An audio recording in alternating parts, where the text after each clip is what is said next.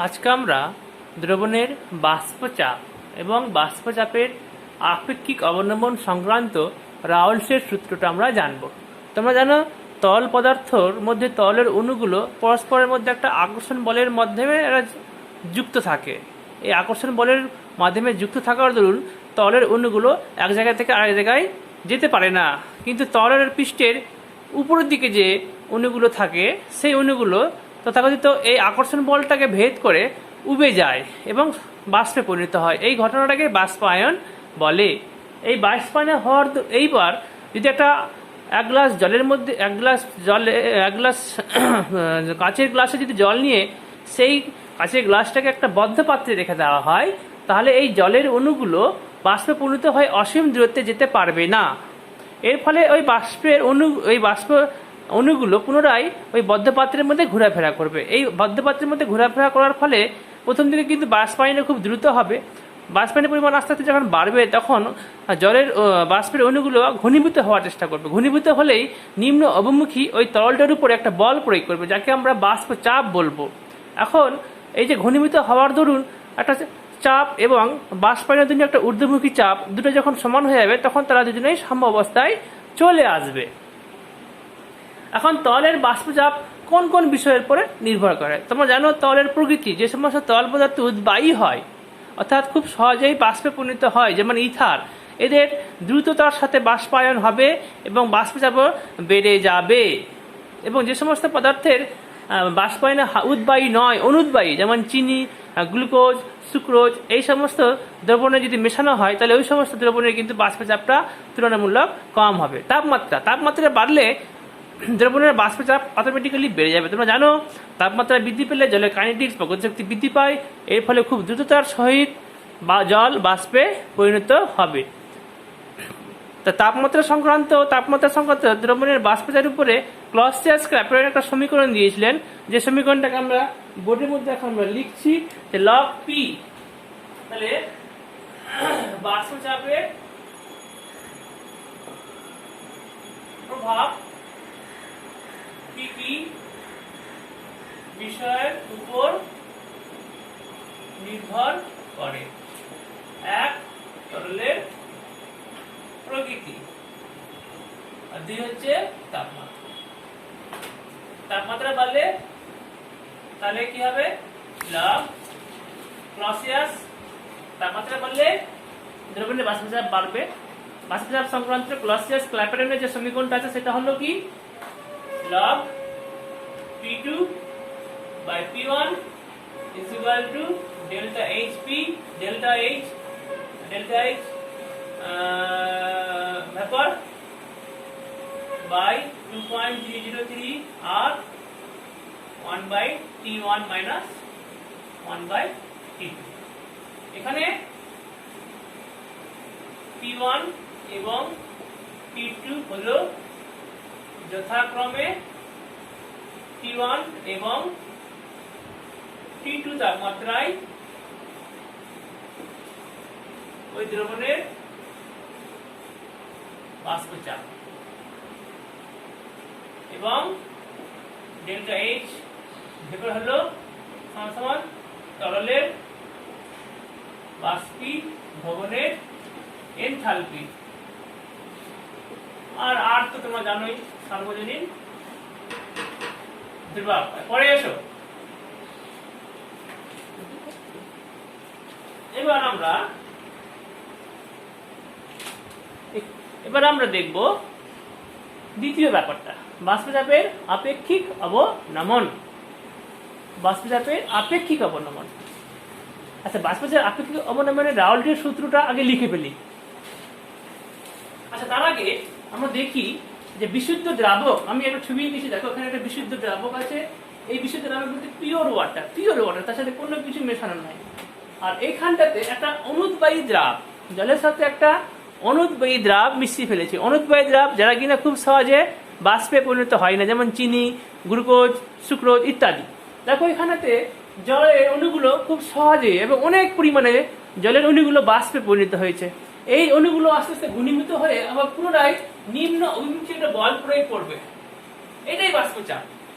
কিন্তু অন্য যদি দ্রবণটা দেখো, অন্য একটা পাত্রে দেখো, যখন লাল লাল, এগুলো হচ্ছে কিন্তু অনুদ্বায়ী দ্রাব, অর্থাৎ সমপরিমাণ জলে যদি 1 চামচ চিনি দিয়ে দেওয়া হয় বা গ্লুকোজ দিয়ে দেওয়া হয় বা ইউরিয়া দিয়ে দেওয়া হয়, তাহলে দেখা যাচ্ছে কি তারা তো অনুদ্বায়ী, তাহলে জলের অণুগুলোকে কিন্তু এই লাল অংশটা কিন্তু বাধা দিচ্ছে। ওই লাল অংশ যেটা তরলের উপর অংশে রয়েছে, লাল অংশগুলো যেটা কিনা তরলকে সমানভাবে বা মুক্ত অবস্থায় তাকে বাষ্পায়ন হতে দিচ্ছে না, বাধা দিচ্ছে। অর্থাৎ একই তাপমাত্রায় একই সময়ে এর যা বাষ্পচাপ হবে, এর বাষ্পচাপ কিন্তু কম হবে। অতএব বলতে পারা যায় যে প্রকৃত দ্রবণের বা বিশুদ্ধ দ্রাবকের বাষ্পচাপ অনেক বেশি অন্য কোনো দ্রবণ, যে দ্রবণে কিনা অনুদ্বায়ী দ্রাব মেশানো থাকবে। রাউলস এর উপরে একটা সূত্র দিয়েছিলেন। তিনি কি বলেছিলেন? তিনি বলেছিলেন কোন তরল দ্রাবক এ কোন অনুদ্বায়ী পদার্থ, যেটা দ্রাব বলবো, দ্রবীভূত করলে ওই উষ্ণতায় বিশুদ্ধ দ্রাবকে বাষ্পচাপ দ্রবণের বাষ্পচাপ অপেক্ষা বেশি হবে। অর্থাৎ এটাই রাউলসের সূত্র, দ্রবণের বাষ্পচাপ সবসময় কম হবে বিশুদ্ধ দ্রাবকের তুলনায়। অন্যভাবে যদি এটাকে আমি বলি, তাহলে বলবো কি, কোন অনুদ্বায়ী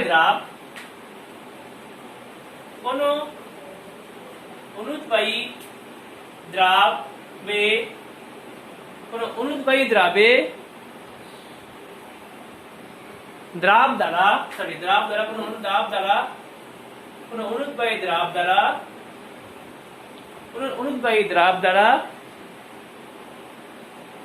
কোন দ্রবণের বাষ্পচাপ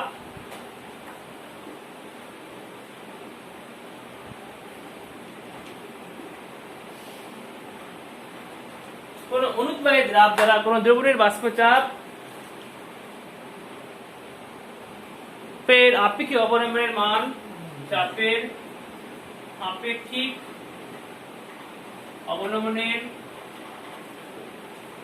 অবনমনের মান দ্রবণ স্থিত দ্রাব পদার্থটির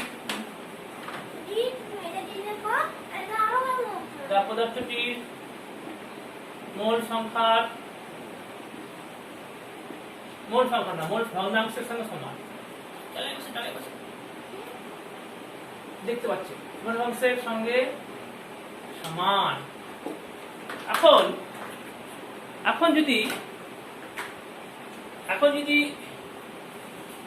যদি বিশুদ্ধ দ্রাবকে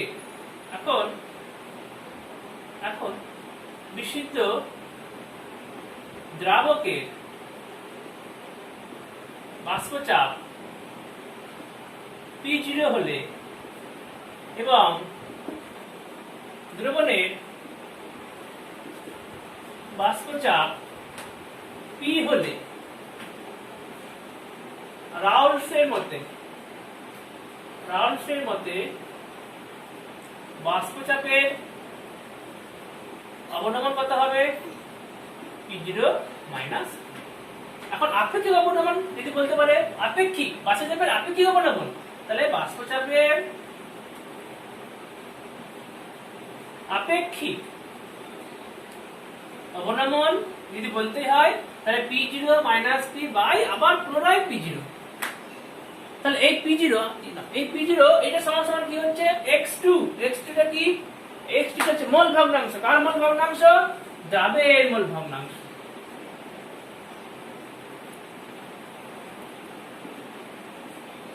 এখন তোমরা জানো x2 সমান সমান n2 by n1 plus n2। n2 হচ্ছে কি? দ্রাবের মোল ভগ্নাংশ। তাহলে n2 হচ্ছে কি? দ্রাবের মোল সংখ্যা। আর n1 হচ্ছে কি দ্রাবকের মোল সংখ্যা। তাহলে x1 সমান কি হবে n1 by n1 plus n2। দেখো মোল ভগ্নাংশ যখন তোমাদের পড়িয়েছিলাম তখন আমরা এই সম্পর্কটাকে ঠিক করেছিলাম, তোমরা মাথায় রাখবে, এটা কিন্তু খুব গুরুত্বপূর্ণ। তাহলে এটাকে তুমি কি করতে পারো, delta P by P zero is equal to x2 বা delta P is equal to P zero x2। এই রিলেশনটা হচ্ছে দ্রাবের সাথে সম্পর্কটা। এবার আমরা দ্রাবকের সাথে সম্পর্কটাকে দাঁড় করাবার চেষ্টা করব।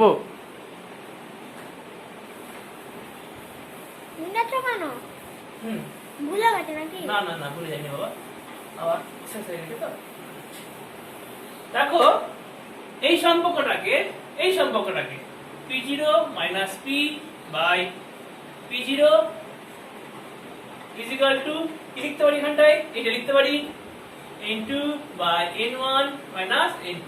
উভয়কে এক দিয়ে বিয়োগ করে পাই p0 minus p by p0 is equal to 1 minus n2 n1 minus n2। এবার তাহলে কি হবে p0 মাইনাস p0 minus plus p by p0 is equal to n1 plus n2 minus n2 by n1 plus n2। তাহলে এখানে এটা কেটে গেল, তাহলে কি পাচ্ছি আমরা p by p0 is equal to n by n1 plus n2।